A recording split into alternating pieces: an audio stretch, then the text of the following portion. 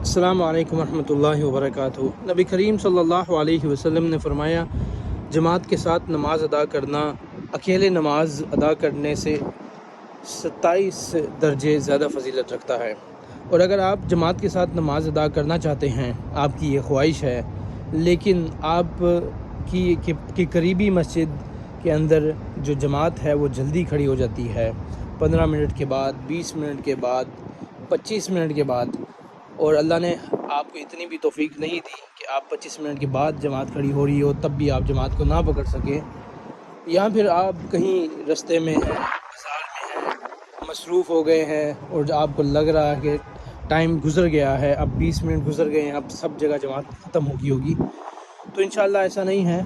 یہاں ایک مسجد ایسی بھی ہے جو کہ کویت کے ایک شہر خالدیہ میں ہے۔ اس مسجد کا نام ہے محمد صالح الترکید۔ اس مسجد میں انشاءاللہ اگر آپ چاہیں گے، اگر آپ کے پاس سواری بھی ہے، تو آپ کو اس مسجد کے اندر ضرور ساری نمازیں ادا کر سکتے ہیں۔ وہ کس طرح؟ آئے میں آپ کو اس مسجد کی جو اقامت کا ہے اس کا ٹائم ٹیبل آپ کو دکھاتا ہوں، اور انشاءاللہ آپ کے لیے آسانی ہوگی۔ پھر یہ دیکھیں، جو فجر کی جو جماعت ہے وہ 37 منٹ کے بعد کھڑی ہوتی ہے اذان کے، ظہر کی 32 منٹ کے بعد، عصر کی 37 منٹ کے بعد، مغرب 12 منٹ کے بعد، اور عشاء 32 منٹ کے بعد۔